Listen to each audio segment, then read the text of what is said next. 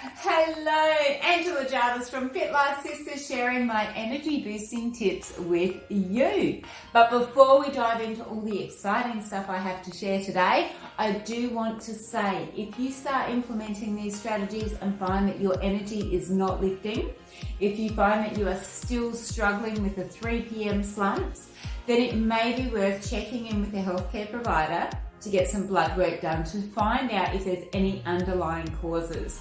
Things like low testosterone, anemia, food intolerances or sensitivities can play havoc on your body, and all the strategies in the world will not replace getting some actual medical guidance. So I will put that little caveat in before we get started. However, it could be as simple as making sure you get enough fluid into your diet. It could be as simple as making sure you get that couple of litres of water in, because hydration for our organs is super important. For when you consider how much our body is made up of water, it's super important to make sure that we have that well hydrated. And shockingly enough, a lot of us still walk around quite dehydrated. And then of course, when you come from the stuff I love talking about around the fascia and the connective tissue, when you're talking hydration, we're talking then about bound hydration and getting that hydration, that fluid into the tissue, which then gives you that beautiful release of stickiness and tightness and uncomfortableness that can be going on in your body. So there's a lot of reasons just to make sure you're getting enough water in your diet. And then the second thing that I'd love to talk about is just getting outdoors and the power of your environment. So we spend a lot of time in front of the screens. We all do. It's part of how we work these days. So getting some outdoor time, even if it's just a few minutes, if you can get barefoot on the grass, oh wow. If you can lay down on the ground, even if you can just stand outside, close your eyes and hear the sounds around you. Feel the sun on your face, feel the rain and the wind if it's winter, whatever it might be. It breaks up your environment, it replenishes your body, and it does give you a new lease on life and replenishes your energy as well. Then there's diaphragmic breathing. So I've got two things I'd love to share with you today. One is called box breathing, and we're basically going to breathe in for a count of 4, hold for a count of 4, breathe out for a count of 4, and then hold again and repeat that cycle. So you can repeat that 4 or 5 times if that feels right for you. And basically all it is, we can do some now, it's breathe in, hold, breathe out, breathe in, breathe out. So I think you get the idea. Let's just go back to some normal breathing. As you breathe out, it's really valuable just to feel all that air expel out of your diaphragm. Like when you think you don't have any left, see if you can get a little bit more out. The next thing that I thought would be a bit fun, because we can use this as another strategy as well, is to grab a balloon. Now if you have kids, you've probably got balloons flying around the house because they think it's the best thing ever. And there's a few things you can do here. The one way we could do it is just to take one big deep breath in and exhale and just blow up the balloon as much as you can with the one exhale. So let's give it a go.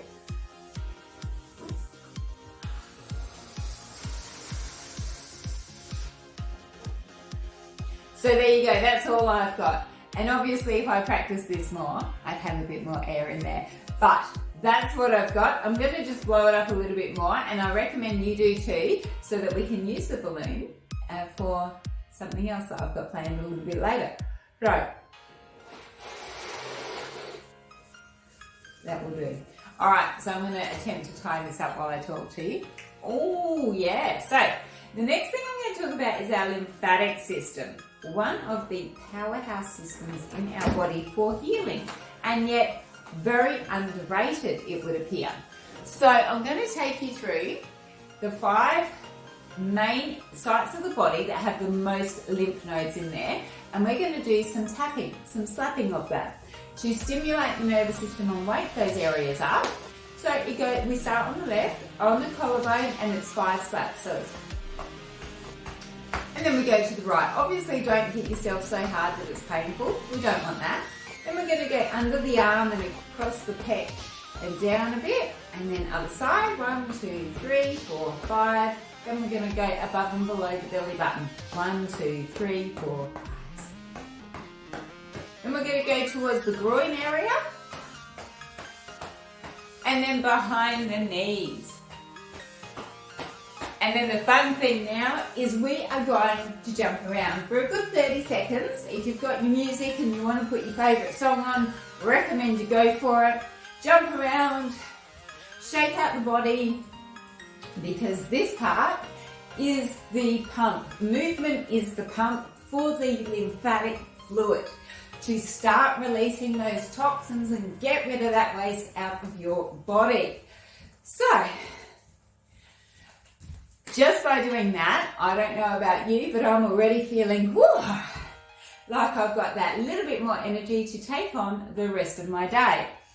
Following on from that, another little tip that I've got for you for just waking up your nervous system. It's actually a performance tip that people in competition will use, and it's basically slapping your body. And again, you don't want to be slapping so hard that you hurt yourself, but what we do want to be doing is stimulating our nervous system. So waking up the arms, going to the shoulder, across the chest,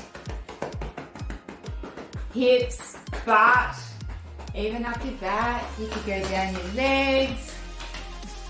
You could do this for a couple of minutes. And again, see how that feels in your body. For me, again, it's just another level of moving something around and just shifting something in my body where I feel like I've got energy, I feel like I've got more clarity. So if you've got one of those really busy, stressful, heavy days going on and you are just like, I cannot focus on this, a couple of minutes of this is really going to help with that energy. Let's come back to our balloon. Okay, so we've blown up our balloon. Now what we could do is a couple of minutes of keeping the balloon up in the air. So keepy uppy, if you've got kids and you watch Bluey, you'll know what keepy uppy is. And just move it around. And I've already messed that up, haven't I? Move it around. Okay, it's gone. Use the knees, use the feet, and just keep it in the air for a couple of minutes. And just that breathing and then tapping a balloon around. How much fun is that? You're going to start to loosen up a little bit. You're going to start to, again, invoke that parasympathetic nervous system, stimulate your vagus nerve, plus you're moving your body, you're stimulating some movement happening and changing how your energy is. We can also dance around because we know I'm a bit of a dancer. You could go for a walk. That's other things you can do. Or we could even do something a little bit fun. I'm going to use a towel for this one. So what you could do is get a towel and a wall, and you're going to pop the towel on the floor, come against your wall, okay, so you want your arms to be about shoulder width, in line with your shoulders, there we go, come back a bit.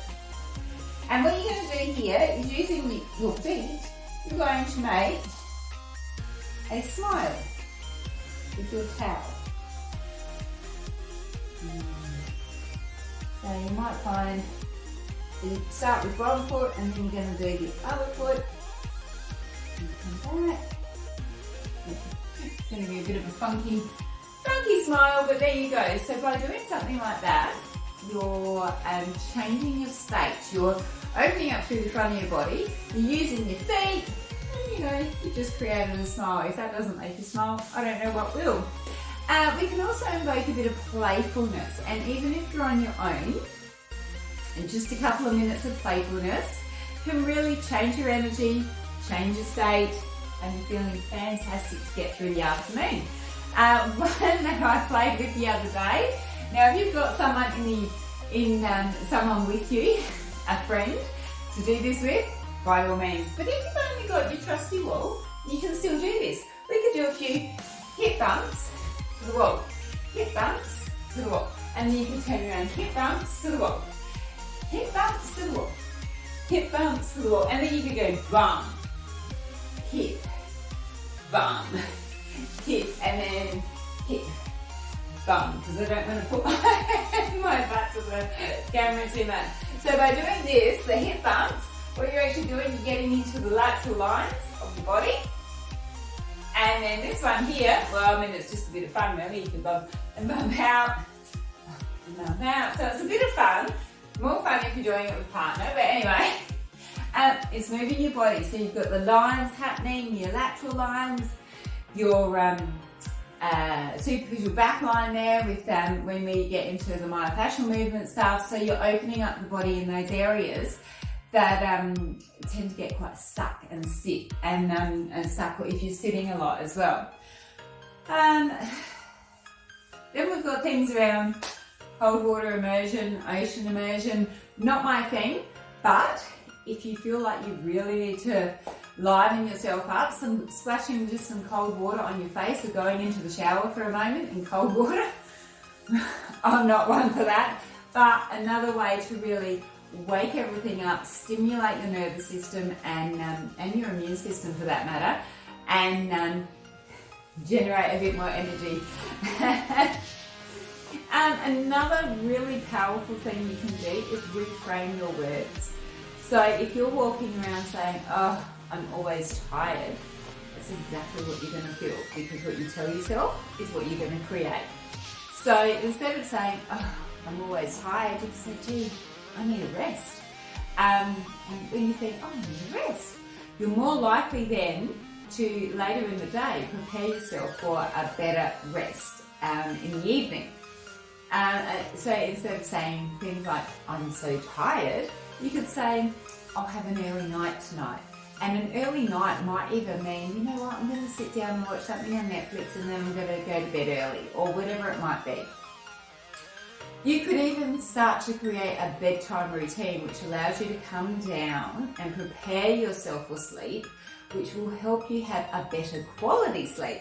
Better quality sleep means you wake up feeling more well rested and likely to have more energy throughout the day. Who knew? And if you are lucky enough to enjoy a power nap or even just have a rest, go and sit somewhere quiet for 10 minutes, close your eyes, whatever it might be, that can be another really powerful tool, especially if you're someone who is up early in the morning, like me. You might need to have a power nap in the afternoon.